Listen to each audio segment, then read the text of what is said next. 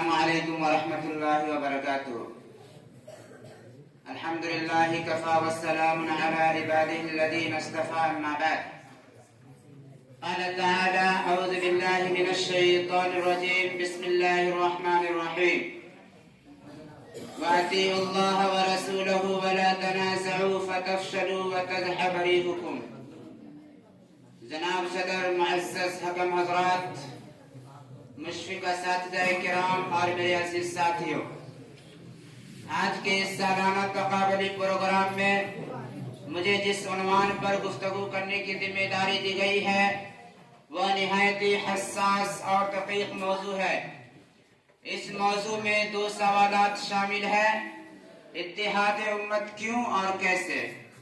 میں اپنی بھرپور کوشش کروں گا کہ مقررہ وقت میں ان سوالات کی وضاحت کر سکوں انشاءاللہ.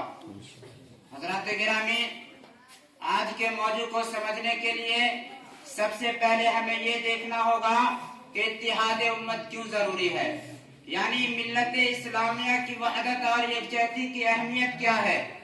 آج مسلمان پوری دنیا میں جن ناگفتہ بھی حالات سے گزر رہے ہیں وہ کسی سے پوشیدہ نہیں. مسلمانوں کی موجودہ حالت اس چکی کی مانند ہے جس میں وہ مختلف مشکلات اور بحرانوں کے درمیان پس رہے ہیں. امت مسلمہ کئی فرقوں اور گروہوں میں تقسیم ہو چکی ہے. مسلمان ہی مسلمان کے خلاف صف آ رہا ہے. خاندانوں میں دشمنیاں پیدا ہو چکی ہے. یہاں تک کہ بھائی بھائی کے خلاف محاذ کھڑا کر چکا ہے. ایسے میں خیر اور ترقی کی توقع کیسے کی جا سکتی ہے؟ مسلمانوں کے آپسی اختلافات انتشار اور گروہ بندیوں نے امت کو کمزور کر دیا اور غیر مسلم اس کمزوری سے بھرپور فائدہ اٹھا رہی ہے. اس کی مثالیں بابری مسجد کا انہدام، NRC اور CAA کا ہم سے چھین جانا، 3 طلاق کے معاملے میں حکومت کی شریعت میں مداخلت قوانین اور حالیہ وقف بورڈ کے مسائل ہیں. اسی طرح مسلمانوں پر جبر و تشدد، مساجد کا انہدام اور ان کے نیچے مندروں کے ہونے کا دعویٰ اور مختلف مقامات پر مسلمانوں کو نشانہ بنانا، یہ واقعات امت کی کمزوری اور اختلافات کا ہی نتیجہ ہے. حضرات گرامی، ترقی، کامیابی اور سربلندی کے لیے اتحاد اتفاق ناگزیر ہے. اسلام کی بنیادی تعلیمات میں اتحاد کو بہت اہمیت دی گئی ہے اور یہ مسلمانوں کی کامیابی اور وقار کا اہم ذریعہ ہے. سامعین کرام، اتحاد اتفاق کیوں ضروری ہے؟ اس کا سب سے بڑا سبب یہ ہے کہ اللہ تبارک و تعالیٰ کا حکم ہے. اللہ فرماتا ہے وَاعْتَصِمُوا بِحَبْلِ اللَّهِ جَمِيعًا وَلَا تَفَرَّقُوا، کہ تم سب مل کر اللہ کی رسی کو مضبوطی سے تھام لو اور تفرقہ بازی نہ کرو. اتحاد امت کی اہمیت کو نبی اکرم صلی اللہ علیہ وسلم نے ان الفاظ میں بیان فرمایا: المؤمن للمؤمن کالبنیان یشد بعضہ بعضا، کہ ایک مومن دوسرے مومن کے لیے دیوار کی مانند ہے جس کا ایک حصہ دوسرے حصے کو مضبوط کرتا ہے. اسی طرح اللہ فرماتا ہے وَاذْكُرُوا نِعْمَةَ اللَّهِ عَلَيْكُمْ إِذْ كُنْتُمْ أَعْدَاءً فَأَلَّفَ بَيْنَ قُلُوبِكُمْ فَأَصْبَحْتُمْ بِنِعْمَتِهِ إِخْوَانًا، کہ اللہ کی اس نعمت کو یاد کرو جب تم ایک دوسرے کے دشمن تھے.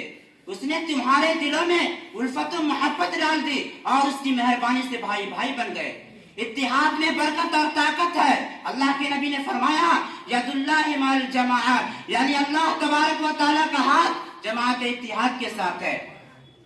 اللہ نے انتشار تنازع سے منع کرتے ہوئے فرمایا وَأَطِيعُوا اللَّهَ وَرَسُولَهُ وَلَا تَنَازَعُوا فَتَفْشَلُوا وَتَذْهَبَ رِيحُكُمْ، کہ اللہ اور اس کے رسول کی اطاعت کرو اور آپس میں جھگڑا نہ کرو ورنہ تم کمزور ہو جاؤ گے اور تمہاری ہوا اکھڑ جائے گی.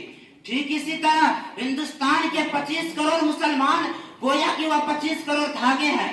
اگر وہ منتشر رہے گا، الگ الگ فرقوں میں بٹ جائے گا تو جس کا جی چاہے گا، جیسا جی چاہے گا، ایک ایک دھاگے کو کئی ٹکڑوں میں توڑ کر رکھ دے گا.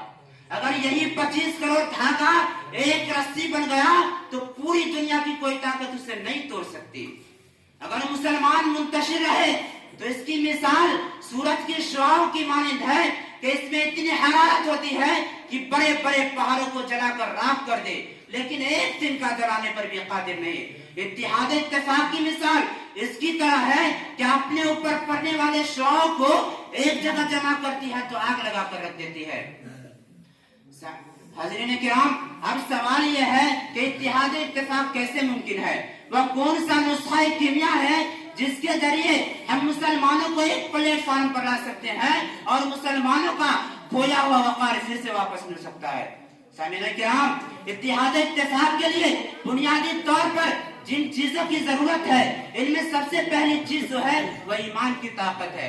اگر انسان کے دل میں ایمان ہے تو وہ لازماً دوسروں کی طرف روحانی لگاؤ رکھتا ہے، جیسا کہ اللہ کے نبی صلی اللہ علیہ وسلم کی واضح تعلیمات میں سے یہ ہے کہ بھائی بھائی بن کر رہو، جیسا کہ اللہ کے نبی نے فرمایا لا تحاسدوا ولا تناجسوا ولا تباغضوا ولا تدابروا، کہ آپس میں حسد نہ کرو، دھوکہ نہ دو، ایک دوسرے سے بغض نہ رکھو اور قطع تعلق نہ کرو۔ اور جب ایمان کی بات آئی تو ہمیں سب سے پہلے جس چیز پر متحد ہونا ہے وہ کلمہ توحید اور کتاب و سنت ہے، اور یہ ایک ایسا ہتھیار ہے کہ ان کے مخالفین کتنا ہی زیادہ طاقتور کیوں نہ ہو وہ ان کو زیری رکھتا ہے، جبکہ انبیاء کرام علیہ السلام نے اپنے امتوں کو حق پر متحد کرنے کے لیے متفق تھے، اسی لیے انہوں نے اسلام قائم کر کے اس پر کاربند رہنے کا حکم دیا، چاہے وہ عمل کے علم کے اعتبار سے ہو، عمل کے اعتبار سے ہو، عقائد کے اعتبار سے ہو یا طرز زندگی کے اعتبار سے۔ اللہ نے فرمایا شرع لکم من الدین ما وصى به نوح والذی اوحینا الیک ما وصینا به ابراہیم وموسیٰ وعیسیٰ ان اقیموا الدین ولا تتفرقوا فیہ۔ اور سارے انبیاء کرام علیہ السلام ایک اللہ کی عبادت پر متحد کی دعوت دی۔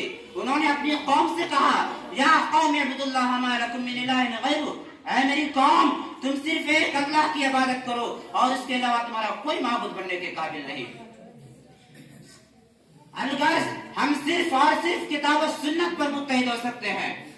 اللہ نے فرمایا وَاعْتَصِمُوا بِحَبْلِ اللَّهِ جَمِيعًا وَلَا تَفَرَّقُوا، کہ تم سب مل کر اللہ کی رسی کو مضبوطی سے تھام لو اور تفرقہ بازی نہ کرو۔ میرے بھائیو، اس آیت میں اللہ کی رسی سے مراد کیا ہے؟ وہ اللہ کی کتاب اور نبی اکرم صلی اللہ علیہ وسلم کی سنت ہے۔ آخر میں اللہ رب العالمین سے دعا ہے کہ ہم تمام مسلمانوں کو اتحاد امت کی اہمیت کو سمجھنے کی توفیق عطا فرما۔ آمین۔ وآخر دعوانا الحمدللہ رب العالمین۔ السلام علیکم۔